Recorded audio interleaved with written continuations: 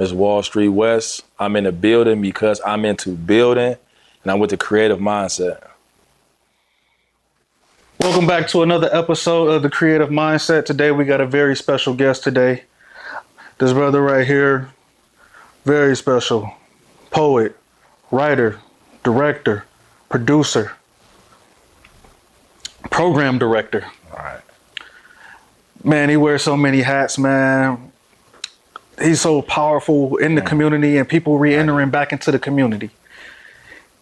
He's in the building because he's in the building. Creative Mindset family, welcome, Wallstreet Wes. Yeah. Wallstreet Wes. Appreciate you, bro. Appreciate y'all. Appreciate you, brother. Appreciate you. How you feeling today, man? I feel perfect. I feel outstanding. You know, That's a wonderful way to feel, especially on a hot day. man. Said the outside weather ain't gonna determine whether I feel that way or not. I'm just commanding my life to be that. You know. I need that type of power. Yeah, I command my life to be amazing. Like, I don't let nothing outside of me dictate how I'm feeling inside. Yeah, absolutely. Like, yeah. So, tell us about your journey, man. Well, not even your journey. Tell us how you became about choosing poetry. What was the why behind poetry?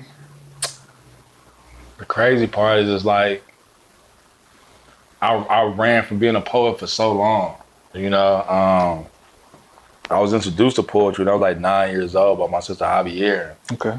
And I used to stay on punishment a lot. So the only way I would have a relationship with a girl from school, I would like write poems and wait till my mom go to sleep at night, and I'd sneak on the phone and I'd read poems to the girls. I had girlfriends for years.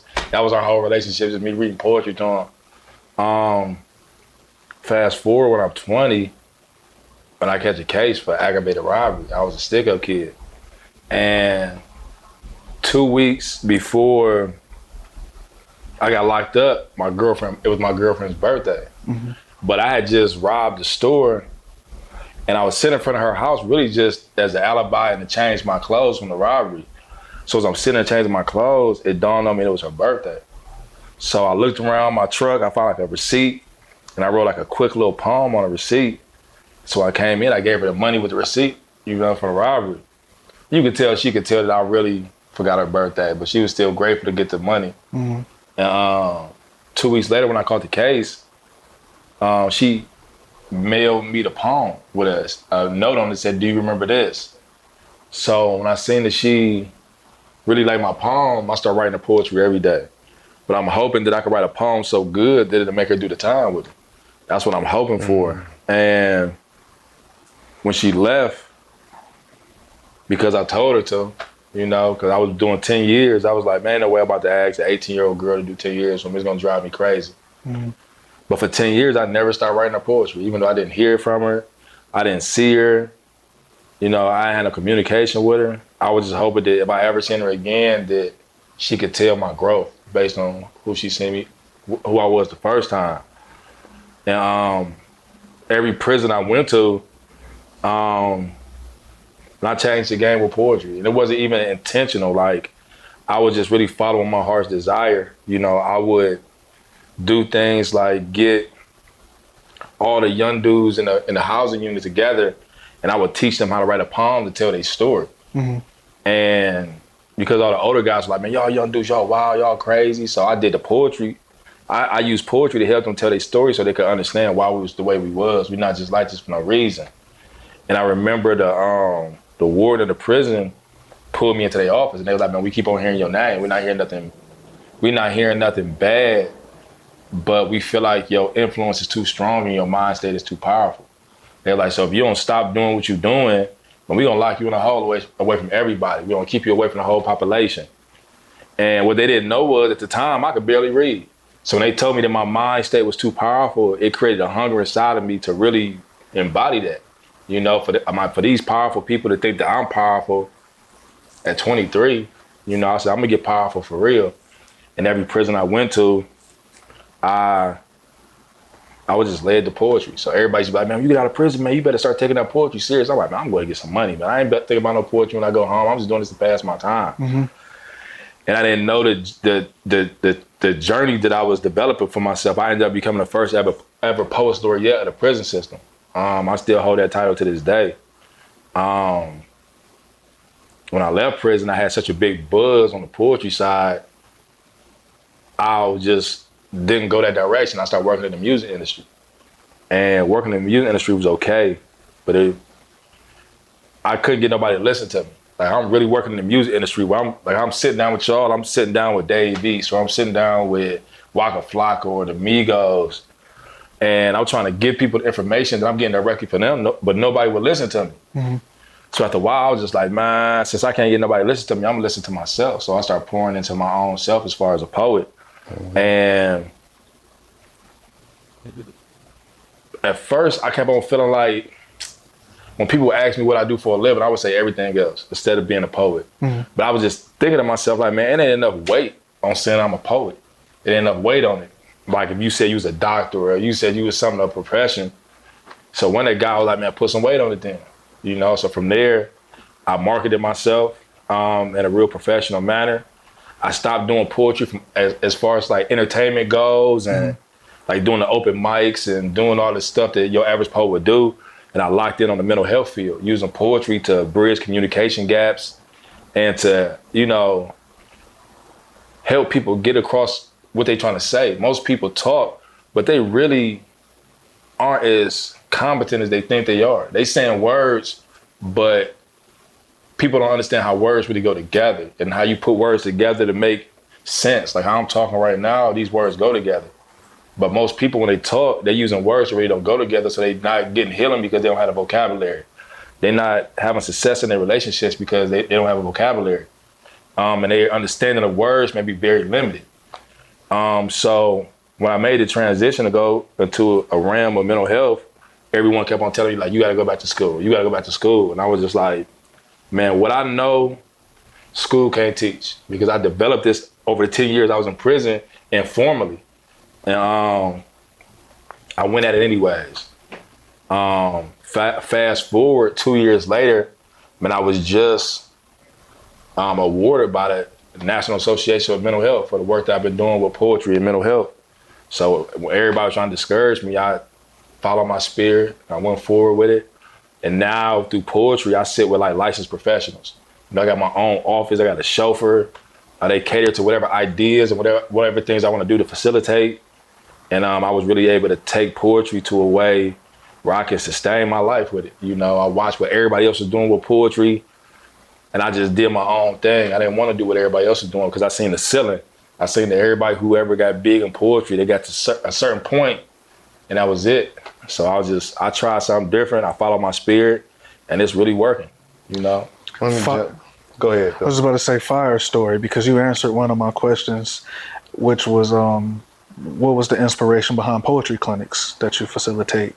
And that's from, you know, being in there, encouraging inmates to write. Actually, my first time ever meeting you was when I first picked up a camera, which was about 5 years ago. And bro had invited me to one of your poetry clinics. It was at what is now Indigo Lux. Yeah, Mayfield. Mm-hmm. And I seen what you were doing there. So that was even before I even learned the story and did my research. But I want to clap that up real quick because that's powerful. And real quick, but please don't forget that question, because no, you good, bro. Now that you do poetry clinics inside of prisons as a free man, you see it as more encouraging now, because at first you were a threat by just encouraging people, but now as a free man, you're getting commended for it. Talk to us about how does that feel? It's like, haha, now I'm out here still doing the same thing, but it's amazing for real, man. Like, I go into prisons worldwide. Like, I spent like the last couple months inside Rikers Island. You know, and it's an amazing feeling. It's like, it's no feeling in the world better. Like, I really go inside the prison just so I can leave. You know what I mean? Like, that'd be the reward, just being able to walk out the front door. Like, my last girlfriend was a warden of a prison. She was a warden of one of the prisons I was in. But I only was dating her just to feel like I went from a slave to a king. Like, I really went to prison at 20 years old, this dirty little kid, didn't know nothing, to the point where I built myself up so powerful that, like, I'm bagging women in high authority who once looked over me, and, you know, now I'm over there. You know, for sure. The suppression of pressure typically breaks the foundation, but when you release it, it solidifies it. So I feel like that's what you did with your gift. It was building in you regardless, but when you actually put that pen to pad, it made sense. What I wanted to ask you is, and backpedal a little bit of how we formally know each other is through your mom. Sure. Yeah, for sure. And, mom was always cool with me. I never had no issues with anybody else at the job.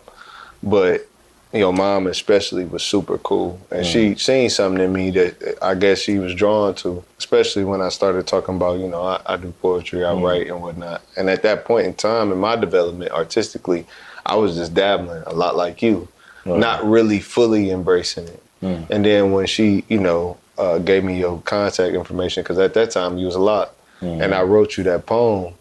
How did you feel when you just got that random poem from somebody you didn't know? Because at that point, we ain't even chop it on the phone. For sure. The feeling that I got when I got your letter, if I could describe it, it was like, imagine you drowning and somebody just reaching their hand out of nowhere and just pulling you up out that baby, man. Like, man, just to get mail alone is a big thing in prison. Like, so it's just like, I probably read that poem a million times. You know what I mean? I probably read that. Like, I would like, days I didn't get mail, I'd go back and read your letter and read the poem, pretending like I just got some new mail, because it's like, when you in prison,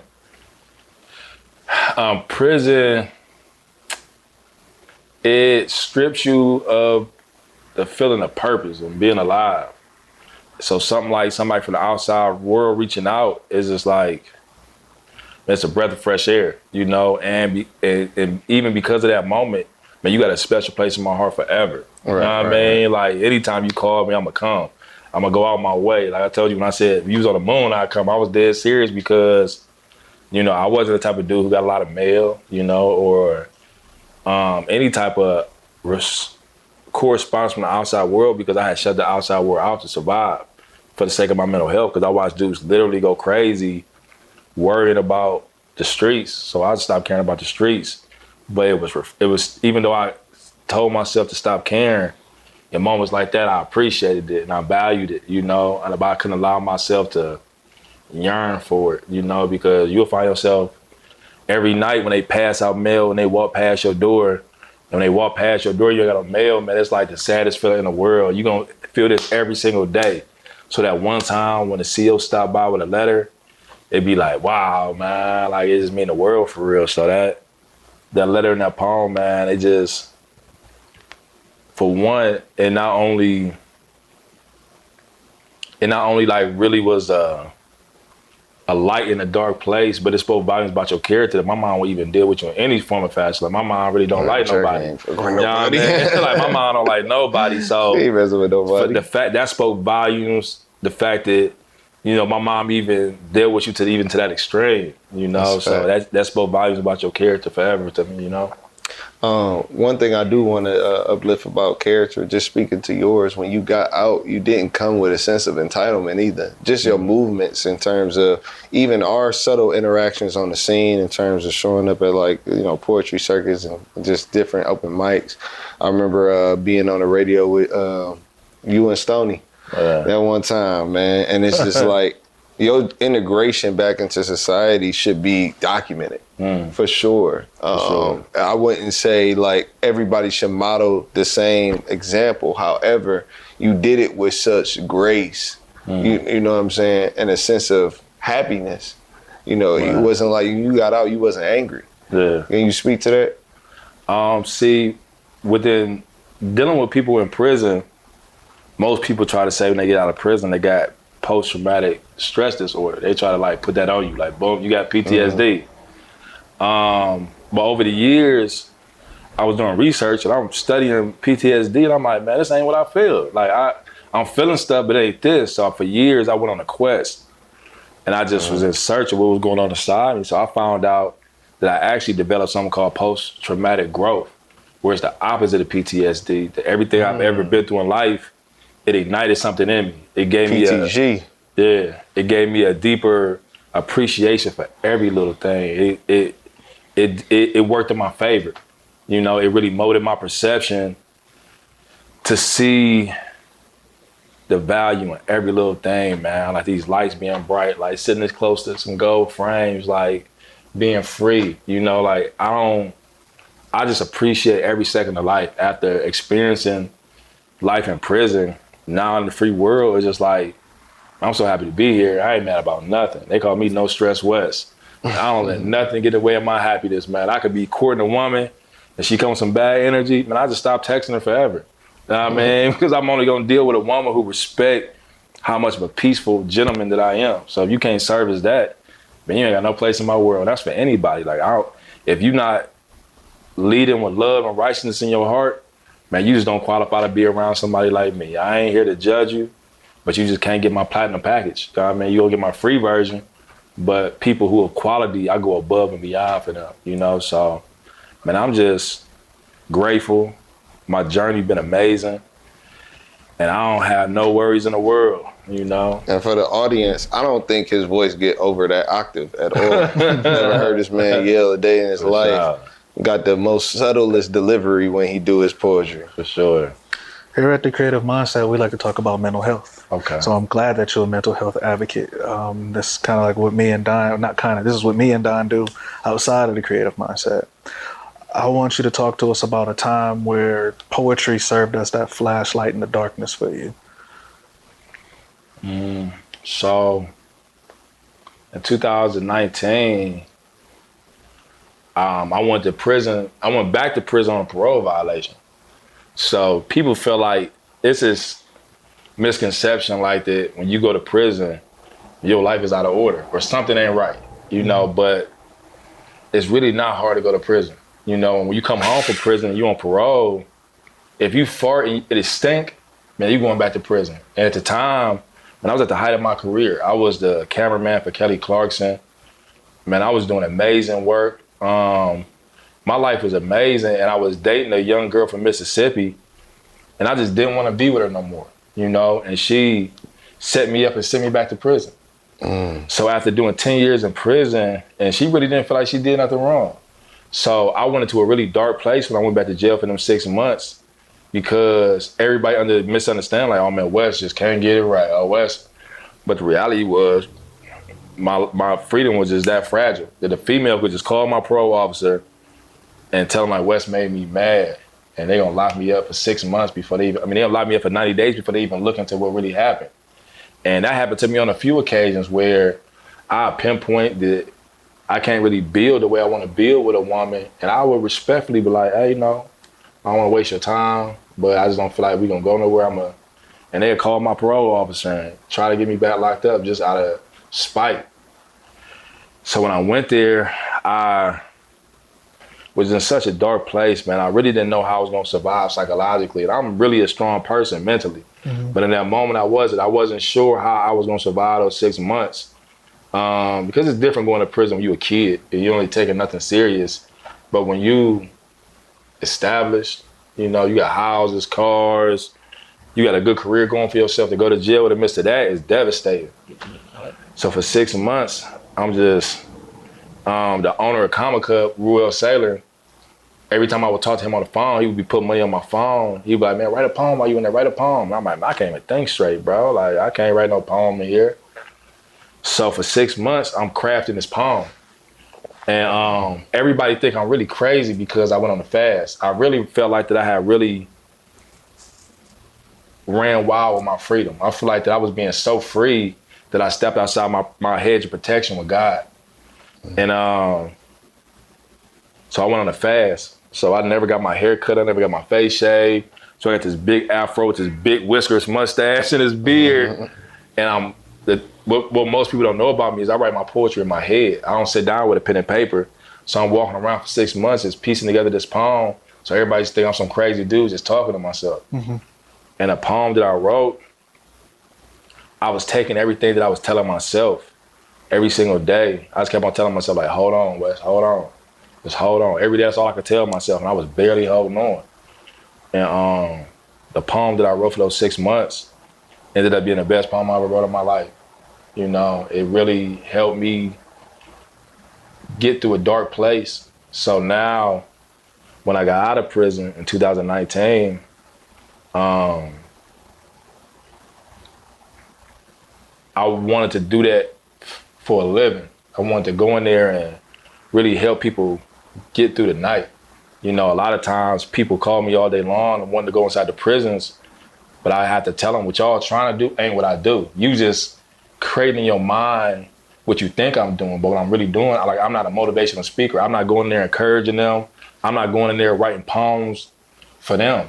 Like when I go in there, I might have 100 or 200 men in one room, and I sit there and I provide emotional care. And for people who don't know the difference between emotional care and mental health is like your overall life. Whereas emotional care is I'm servicing how you feel right now. And how you feel right here in this moment. We focusing on right here, right now is realistic instead of your whole lifespan.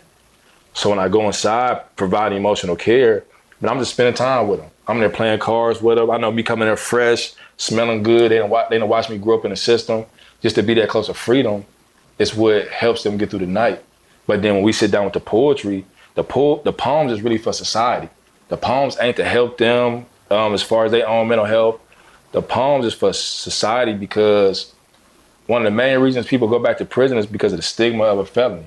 Like people automatically feel like when you go to prison, you a bad person or you gotta get your life right. But sometimes your morals and your values just don't line up with the law, you know? And that's what it really boiled down to. People feel like once you go to prison, you in a detention center, you automatically deem like something wrong with you. Whereas in prison, I met some of the most brilliant people. You know, so when somebody come to me like, yeah, I wanna go in there and help them brothers get their mind right. Man, some dudes in their mind is so right that it'll make your mind look wrong. You will want to recheck yourself because they so sharp and they so intelligent. And that was the experience that I had when I was in there. I experienced intelligent people who part was in there because they was protecting their family, people who in there who got power, but just power is a different, if you ain't never had power, you don't know how crazy it'll make you be for real sometimes. So when I write poems with groups of people, it's really to help them formulate what they really trying to say in a way that's easy to understand because poetry is an easy way to have a hard conversation. And I'm hoping that I can help people reimagine and redirect what they think about somebody when they go to prison. Like, because you're gonna automatically feel like a person is taboo when you go to prison. And, you know, the stigmas on somebody with a felony conviction is the same as racism. It's just as strong. So I dedicated my life to servicing people in mental health, but I stopped using mental health because the phrase mental health, because on paper and the people empowered, that word is a buzzword. But when you actually dealing with the people don't like that word. So that's why I start coming in the form of emotional care. Like emotional care is something people could digest. They don't feel like you are coming at them trying to make them be an image of themselves that they really don't want to be. Because we feel like when we see somebody in this world that's being a certain type of way that we wouldn't be, we be like, oh, that person gotta get their life together. But for real, man, everybody being who they want to be. If I got a dad that's an alcoholic, which he's not, my dad not an alcoholic, I could be like, man, I want my dad to be clean. I want him to be healthy. But he might love getting drunk. Man, it's probably nothing in this world he want to do more than to get drunk. And that's what make him happy. So who am I to say what a person should or shouldn't be doing?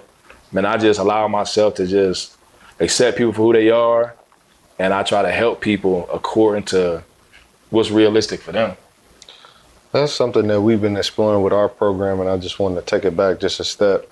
When you actually engage in with the men at these prisons, you are meeting them where they are. You're meeting them within the moment, and a lot of times people just need that because we don't have the capability as mental health advocates to basically treat a history of upsets and stress and trauma. So meeting them where they are is very strategic. Let me ask you this. When you doing this programming, when you are, because I watched a couple of videos of you interacting with kids, what is the feeling that you get? Because I know the feeling that they get. I felt that feeling of somebody coming in and reaching into my life. I felt like somebody cared. The same way you felt when you got mail or when somebody gave you a phone call or the JPay come through, you get a video call. What do you feel in those moments? What are you walking away from the prison with? You talk about dealing with the kids? The kids, when you go to the prisons, when you go to the schools, what do you walk away with? Well, when I deal with the kids, whether it be in detention centers or schools, I always walk away feeling heavy. Because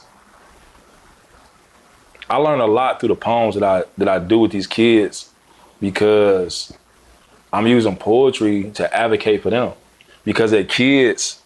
Adults really don't respect their mind. Oh, you don't know, no, shut up, you know. So the kids be really having stuff on their mind. So through the poetry, I'm able to really find out what's on their mind. So after finding out what's really on their mind, I walk away sad because I know the parents ain't trying to hear it. But my hopes be like with this poem, the poem would be a hard way to have it's an easy way to have a hard conversation. Like through the poems, I found out kids feel like their parents hold them to a standard that's unrealistic. They're like, man, we kind of still new here. So you would tell me I know better, but in the areas where I really don't know no better, you treat me like I'm supposed to know no better, but I ain't really been here that long. Or they might feel like, you know, they not getting the love that they need from their parents to survive because kids spell love Time. And your average parent feel like because they put money and they buy you material things that you should be happy that I'm providing for you, but kids don't comprehend that. They only comprehend affection, quality time, seeing your face, seeing how you move, they mimicking how you move. So anytime I deal with the kids, I always walk away heavy because I know they not being heard. You know, when I deal with the adults, I always walk away like it's a scene out of a movie. You know, like it's like a sense of victory, it's a sense of triumph. And I know and I'm very conscious, man, how far I've come, you know? So when I walk out of those prisons, I walk away feeling just, it feeds my soul, it's my church.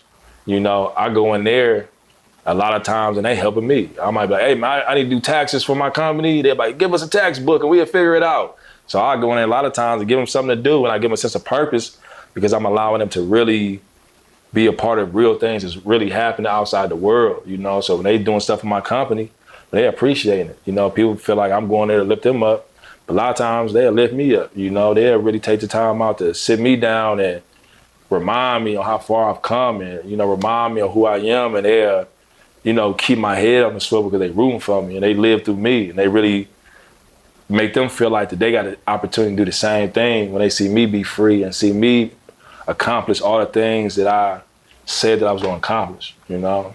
I think that's a healthy dichotomy, contrast between feeling overloaded with emotion from the kids, but feeling at the same time, I made it from this place and I don't want to go back, but I'm still helping people get out.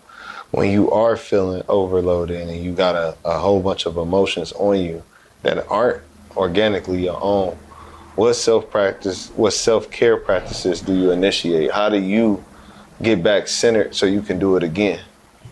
I usually have very realistic conversations with myself. Like I don't play no sick mind games with myself. When I feel heightened emotions on a regular basis with stuff, for one, I allow myself to feel the feeling. You know, I don't pretend like as a human being that I'm not gonna experience every feeling. Like I might be dating a girl or courting a girl and she might be moving in the type of way that I don't feel like is what I'm looking for in a girl. Like you might like if I talk to a girl and I text her, but she don't text me back in 4 days, but then try to hit me up like, what's up, stranger? And I'm feeling some type of way because you playing a sick mind game with me for real. You lacking in communication and making it seem like I'm the one doing it. And that's a big pet peeve of mine. So I allow myself to feel that emotion because I feel like as an artist, if I don't suffer, my craft will. You know, like I gotta have experience, I gotta have life experiences. But after I allow myself to feel those feelings, I command myself not to feel that way no more. I'm like, man, Wes, I don't feel like being mad today. Let's do something else. But being mad ain't how I'm about to spend my day. And it may not be a click of a switch, but I intentionally start walking away from that emotion. It might be feeling like trying to push a beach ball up underwater sometimes, but I just command my mind and my emotions to get back on a healthier page. Like you allow yourself to feel that, you know, you ain't gotta sit back and complain about what the girl is doing or feeling no type of way. Man, you don't like it. You don't have to put up with it. You got the luxury to not have to put up with it. So, man, don't trip, Wes. You know, I just be on some player shit with it. With the, I'm gonna give it to you, Dwight, because I know you got a question, but I just want to speak to that real quick. Emotions are nothing but chemical reactions to the external. If you don't engage in the emotion within 2 minutes, it usually dissipates. So just keep that in mind, bro. Keep doing what you're doing, because I'm trying to learn that practice to not stoke the fire, man. Yeah. I just like, I don't feel like feeling like that. You know what I mean? Like, and I just have a realistic conversation with myself. Acknowledge it, but don't indulge. Yeah, and another good thing to do as far as practices, the thing about emotions is it's really like hundreds of emotions. So when people only operate in mad or sad, you really hurting yourself. But I start having, because I understand the plethora of emotions, it gives me an opportunity to choose an emotion that's more healthy on me. Like, I was on my grind real heavy for the last few months, so I started feeling lonely. So when I said that I was feeling lonely, saying that I felt lonely came with a heaviness on my spirit. And I sat there and I was like, well, I don't like the heaviness that lonely made me feel. So I thought a little harder. And I was like, no, I'm in solitude. But when I switched to solitude, solitude came with a power. You know what I mean? Mm-hmm. It made me feel regal. It made me feel exclusive. It made me feel like, man, I just ain't about to be anywhere. I ain't about to be just dating anybody. But when I chose a different emotion, it came with a different weight on my spirit. That go back to the vocabulary that you said. Exactly. The power of words. Yeah. What I was about to get into was what I asked you about was healing. So it seemed like when you speak with the adults and leave, you were healed, because you said it's like walking out of a movie. It's like, yes. But then, like Don said, well, when you said you speak to the kids, you get like that heavy feeling. What is the most important lesson that you learned throughout your journey on the power of healing through the art that you create? It's just, what I learned about the healing power of art is that everything don't appeal to everybody. Like, a therapist don't appeal to everybody. A pastor don't appeal to everybody. Human beings are so complex that I learned that through art, I can be a pastor figure or a therapist figure in a very unique way. Mm-hmm. You know, through my own experiences, I'm like highly intelligent when it comes to emotions. So I use poetry as a Trojan horse. People have no clue that poetry is really my church, you know, because it's non-threatening. When you come to name a religion or a title, you only gonna be able to reach a certain demographic of people, because everything don't appeal to everybody. But through poetry, I can reach every type of person because it's non-threatening. People not thinking nothing of it. Like, they're like, oh, some poetry stuff. But then by the time it's done, we done really got to a certain place in your emotions where you like, man, I never even knew that was about to happen. So it's just like, I'm really providing service through art that I done seen for myself the power of it. You know, I done seen, like, every Tuesday I do a poetry clinic with women who lost their kids to prison and addiction. And my program is one of the programs they got to take to get their kids back. So what I love is when women first get to my program, they clearly don't want to be there. They sitting there, they mad, they sorry they in this program. Some of them probably don't deserve to be there. And they're even more overwhelmed because their kids is in a foster care for something small.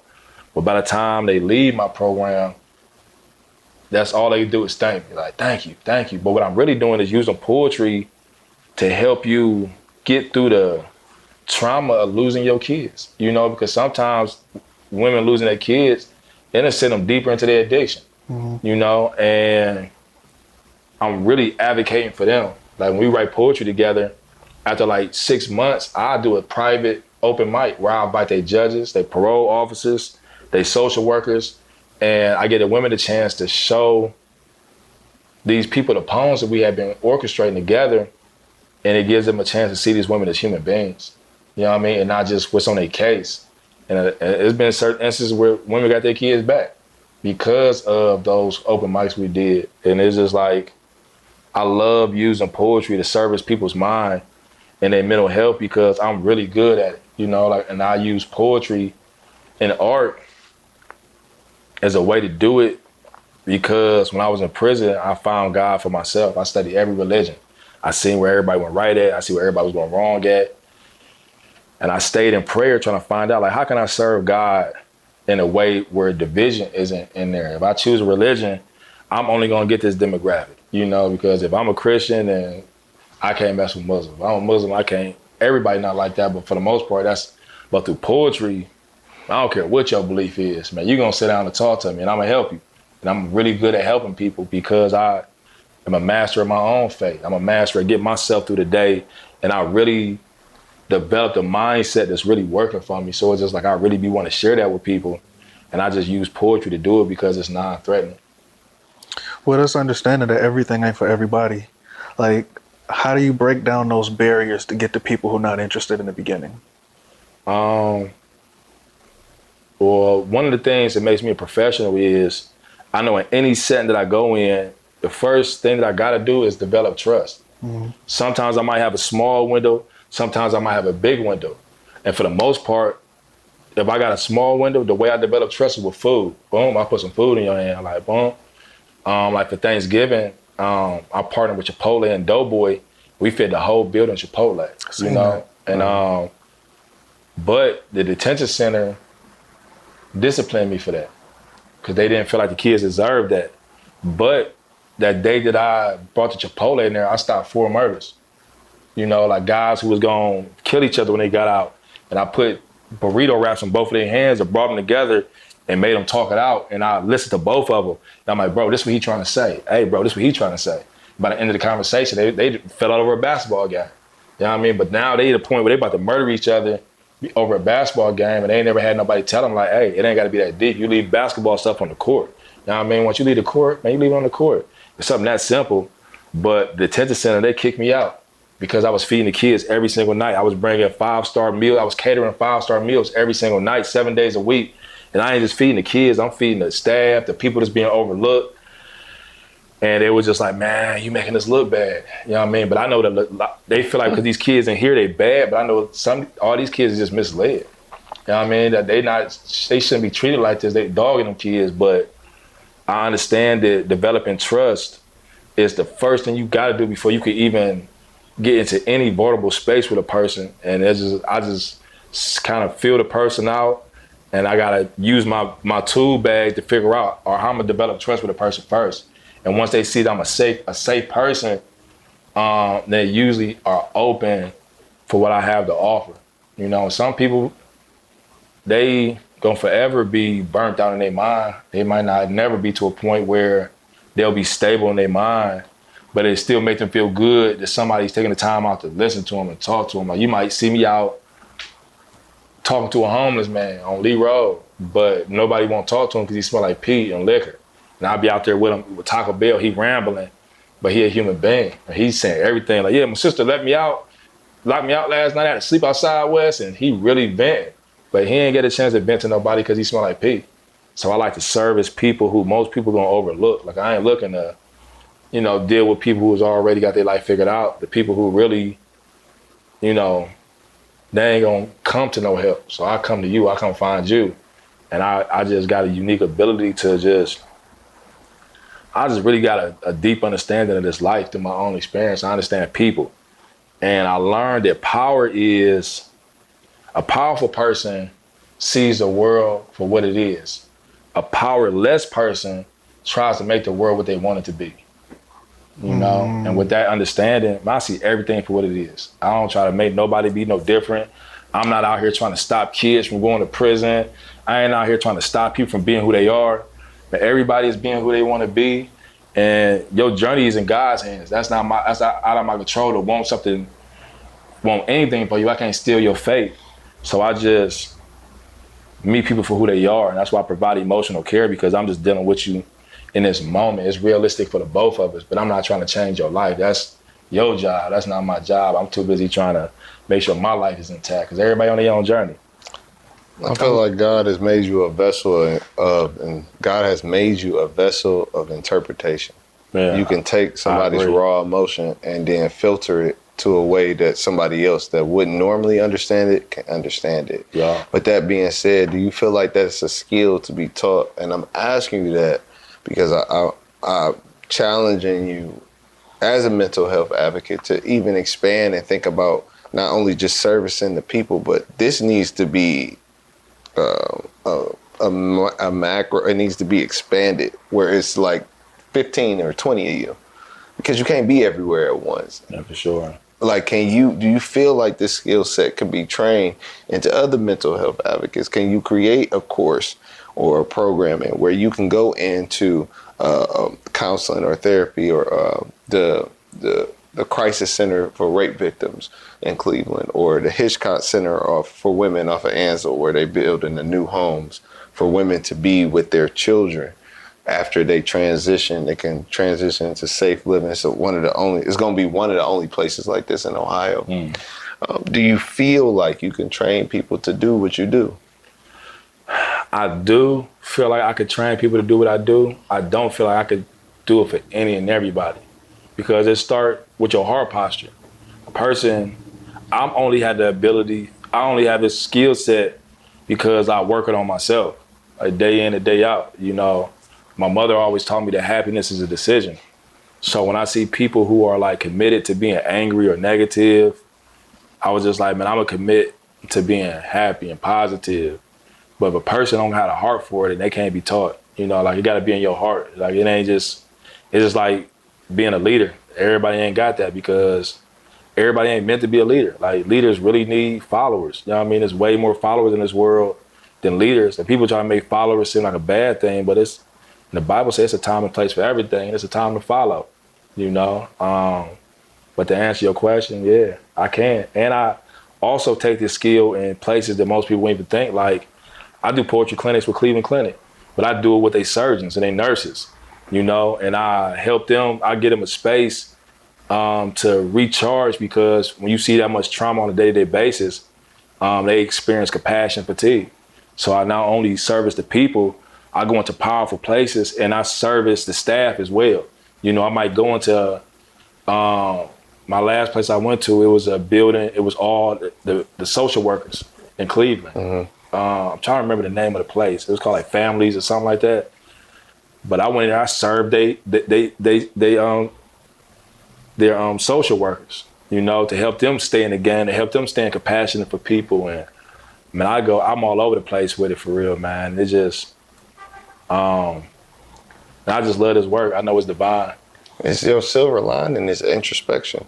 Mm-hmm. Like that is the foundation of your work. Yeah. It's just that you are challenging people to look inside of themselves, because you ain't gonna be there to always pull it out. So it's just like, that is the silver lining. I really think, I know that you say you do a lot of stuff in your head, but man, that lesson plan is so powerful. It got to be put in the book, bro. Yeah, for sure. You better do it for somebody patenting it. Right. No, you listening to this interview, man. You can't patent me. Yeah, for sure. You have like a strong sense of compassion for giving back to the community, meeting people where they at, not trying to change people. What keeps you motivated?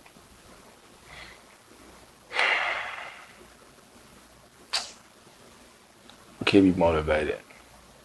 I'm just a motivated person, for real. Like, I'm just like, I don't know, it's just with my post-traumatic growth, I'm always on 10. I wake up in the morning, I don't need no coffee, I don't need nothing. Like, just being the appreciation that I developed for life, and it's enough. You know what I mean? Like, I'm living a life that I want to live. I'm being a person that I want to be. And, you know, I'm naturally just on 10 type of person. I might seem really calm, but my mind be like excited. It's overjoyed, and being in prison just really developed that in me. Even when I was in prison, I was the same way. Like, I had a different experience. When I was in prison, I was being raised by powerful men. You know, like one of my mentors, the movie Belly is about him.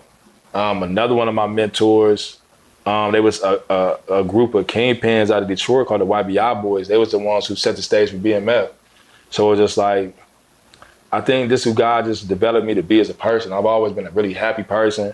I've always been driven, always been self-motivated. And one of the biggest things that my mother taught me as a kid was to be self-sufficient. So I don't rely on nobody. I don't rely on people for like happiness or joy and peace. I don't look for a woman to be my peace. I look for you to be at peace with yourself, you know, and then I could deal with you. So I just think I'm just a motivated person. This is part of my makeup. If you ask me who I am, I would say motivated. It's not your job to manage other people's emotions. Yeah, no, not my I read part. that today. Man, it's their job. Yes. You know, so what I usually do is I don't help you manage them, but I interchange your vocabulary. You know, if you be like, well, I'm mad. Well, I'm like, well, tell me what happened. They tell me what happened. I'm like, well, sound like you disappointed. They're like, I am disappointed. Like, I'm disappointed. Got a different weight to it. Like, mad is so heavy. But you like, no, I'm just disappointed. And saying you disappointed, it don't weigh that much on your soul. So all I do is I just shift the energy. I just switch out their vocabulary. I use words that builds them up instead of words that's gonna tear you down. You know, words just have weights to them and energy to them. And I just really promote people to use words that's gonna work in their favor. You know, and not use self-narratives that work against you for real, you know, because when you mad and you upset, man, I read a quote by Mark Twain that said, anger is an acid that does more damage to the container that holds it over anything you could pour it on. So when you mad, man, you doing more damage to yourself than you could do anybody. Your immune system shut down and everything. So it's just like, man, I just refuse to have any type of emotion that doesn't service my greatness. You know, I only allow myself to feel emotions that's pushing me and feed my momentum and my zeal for life, you know, and I just try to encourage people to, I don't want to use the word encourage because a lot of times people be like, well, you giving people the tools. And I'm not giving them the tools. I got the tools. So when I'm sitting with you, I'm using the tools. Just like if you go to a dentist ain't giving you the tools to clean your own mouth. So because I have the tools of having an intellectual understanding of emotions, I'm not trying to give you that tool. I'm going to use that tool to help you get through this very moment, you know? Makes sense. You have a strong foundation and momentum from the programming that you set. What are some of the things that we can expect from Great Minds Think Differently moving forward?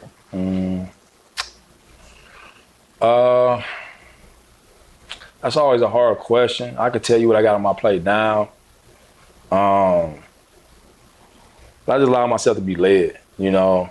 Like right now, I'm working real heavy with an organization called the Returning Artists Guild. It's an organization out of Columbus that, you know, most people come off from prison. There's a lot of opportunities if you want to work a job. It's job training, but there's no resources if you want to come home and be an entrepreneur or if you want to be a creative. So after spending years trying to find it, seeing it don't exist, I started creating it myself. So partnering with the Returning Artists Guild is helping me increase power to be able to make that happen. On July 12th, we're going to do a launch of the Cleveland chapter. And I'm able to I'm using that launch to hire people who've been to prison and to give creators the opportunity to make money. And that's one of my biggest things is helping people come home from prison, get realistic resources. All the stuff that's been going on over the years is outdated. It's not realistic. It's cool for somebody who been out here dope fiending and running the streets. When you got a man who was selling 10 bricks a day before he went to prison and now he's free, his mind is operating on some extreme paths. So he needs somebody to put him in a position where his mind can operate on these extreme paths. And that's what I do. That's what I try to provide. I'm also now the general manager at Kings and Queens of Art. It's an art gallery on the next street over. And what we're doing is we're doing a adult literacy campaign. Spectrum News just did an interview about us yesterday. It just aired yesterday, where we got 2 school buses and we turned them into classrooms. And we got a contract with the Cuyahoga County Library where we go to 10 libraries and we promote adult literacy. It's not for kids, it's for adults. And it's basically everything that I've been talking about, just making people aware of their choice of words and understanding words to a better degree. So being the operations manager for Kings and Queens of Art is really a thrill for me because the lady who owns it, Gwendolyn Garp, she's like the godmother of art in Cleveland. There's not nobody bigger than her as far as art in Cleveland. And I'm just loving service to her because she a hustler, but she done got old. So all she needed was somebody by her side so she could keep her hustle up because her legs ain't working the way it used to. Yeah. So I love dedicating my days to her, man. It's just like, it's a gift. But outside of those 2 things, you know, I really allow myself to be led by the Spirit. Even the things I'm doing now, a month ago, I didn't think I was gonna be doing them, but I sat for a month in meditation. I allowed God to lead me where He wanted me to go. And that's usually where I go. I never go where I wanna go. I just go where I'm led. You know, and whatever way I can be a service to people, man, that's just what I care about, just servicing God's people, you know, just through poetry. Amen to that, bro. So that leads to my golden question of the hour. What are you most grateful for? So you use the word most, meaning like it's something that is at the top, but it's just like I'm grateful for everything. The list is too Understood. long. Run it. Man, I had a like, guest that said that before. It's a lot. Like, run it. I mean, because even though I put the word most in there, I'm very literal with words as well. I can run you a list, and some of the simple stuff is just bodily functions. yeah. Waking up, Yeah. going to sleep, eating. Sitting down, running, breathing. Yeah. You feel me? Man, I love this life, man. Like, I really don't take this life for granted. I don't feel like I got forever, that I'm gonna live forever. And while I'm here, man, I'm gonna leave it all on the floor. Yes. My day come, man, y'all gonna have a memorial for me. Y'all ain't gotta have a funeral. Because you're gonna know that I live my life to the fullest. I left it all on the floor because I've already accomplished everything I ever want to do in life. I've seen it all. And at this point, I'm just doing more. I've accomplished all of my dreams. I'm just not a public person. I'm very private. People be like, at Wall Street, when you blow up, don't forget about me. I'm like, man, little, I blew up a long time ago. I say, Like, been what on, I mean? been Like, on. I'm making a living. I'm paying my bills just being myself. So Tell that's them. the win. Like, I don't need no fame or none of that. But even though everywhere I go in the world, people know who I am. I could be in Vegas, but because I'm really traveling the world servicing people in a real way, I don't document it. I don't put it on social media because it's how I'm being led. I might fly to Vegas. Like, what's the worst part of Vegas? They're like the north side. And I go spend a whole day in front of the liquor store on the north side of Vegas, opening the door for old ladies, smiling at people, listening to people talk, buying people beers. And I'm intentionally being light in dark places. I'm intentionally going into the darkness because I feel like God could send me into the darkness. I go to the most dangerous places by myself, no gun, and I don't be scared, so I just go. And people end up being grateful. I've been down in Atlanta and was just doing a poem for one person, then the whole project came out to hear the poem, and then me doing poetry to turn into a block party. And they like, man, we've been living here for 10 years. We never talked to our neighbors. Like, nobody never knew each other, but poetry brought this whole housing project together. So it's just like, and I really do it in a real way. You could really catch me on Eddie Road up under the street light, you know what I mean? Because the hustlers like, hey, come do a poem for us before you go in the house. Like, we need that in our spirit. So, man, I'm just grateful for everything, man. Like, my life is, and that's amazing, man. I know my story is a story to be told for real, I wrote my book, but I haven't published it. It's called Thief on the Cross. And I feel like that's my story, the thief on the cross. When you hear about Jesus being murdered, they talk about the two thieves, and you never really hear too much about those thieves. And I feel like my story is the story of one of those thieves, Yeah, man. Philanthropy is definitely a bag that I feel like systemically institutions put you in two conundrums. Like, and I feel like the other one isn't a conundrum at all. It's either I'm about to run back and do what I regularly did, or I'm about to go do something new. And everybody that I know, even my own personal family members, after doing long, extensive bids, they just came out and got in their philanthropy bag, whether they knew it or not. Right. Servicing the people, giving instead of taking, trying to make amends for the things that they felt like they did wrong. With that being said, if you could leave one last thing to represent yourself, the things that you accomplished, something to be enjoyed, a piece of art, whatever it may be, to commemorate who you were when you were here, what would it be?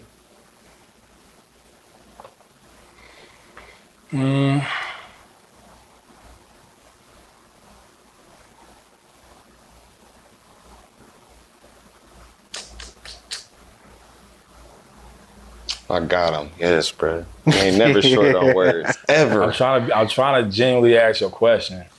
You gonna find it, but I've never seen you short on words, bro, ever.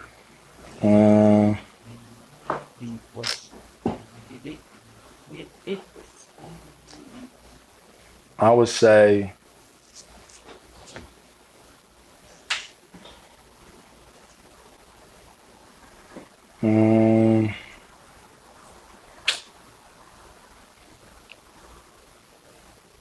I swear that I had to go against my circle just to be this square.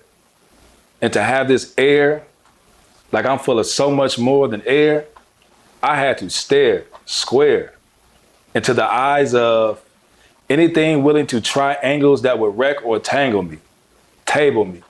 It's anything less than a fighter, a fire, which burns in my bones, turns in my toes, heard in my tone and runs like a herd in my soul. But I must urge that this surge in my soul is a result of everything that life has served to my soul, which are trials and tribulations. Try to picture me as a child with tribulations. So there's no surprise that years later I would end up on trial with tribulations for insinuations that would have me waiting for the next 10 years to be awakened from what seems like a bad dream. But what seemed like a bad thing was actually God saving my life, stage in my life, so that I may be here on this stage at a stage of my life where a stage of my life are one and the same. So give me one and some change to put one in your chain. Bird, blur, out any tips that are hollow. Sip, swallow. From all the years that I bottled my emotions, bottomed my emotions, where I found out that I was the most creative at the bottom of my emotions. And for all the women who bobble my emotions, please know that you are the reason why my poetry is now a model for emotion. So please follow my emotions into the fire from which I came, which I claim to almost be claimed by the fire. Everything that I am now, I became by the fire. If you get close enough, you can still smell the propane. I'm so optimistic about my opposition, you would swear that I was pro-pain. But no, I just know pain, down to the fibers. I learned that in this life, you got two options. You either be burned alive or be refined by the fire. Be refined by the fire. Man, Wallstreet Wes, worldwide.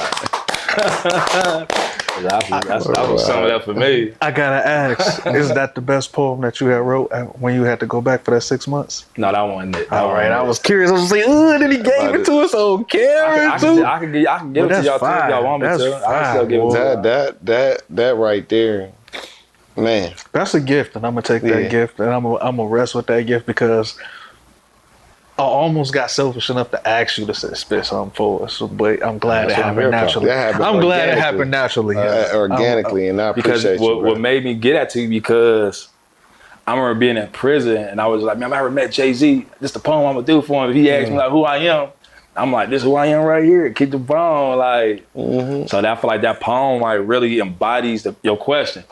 You know, like sure. I got the message. I'm clear. I feel triumphant. I feel mighty. I feel strong. Like when you talk about healing, that's really not my conversation because I've been through trauma, but I ain't traumatized. Like everything I ever been through in life showed me how strong I am, showed me how much of a warrior I am, and only brought the best out of me because I overcame some of the most toughest battles and I came out still strong. I've been knocked to my knees for sure. But this journey, man, just showed me what type of man I am. I respect myself on how I show up in really dangerous situations and hard conversations. And I just respect me as a person, as a man, because you find out who you really are under pressure.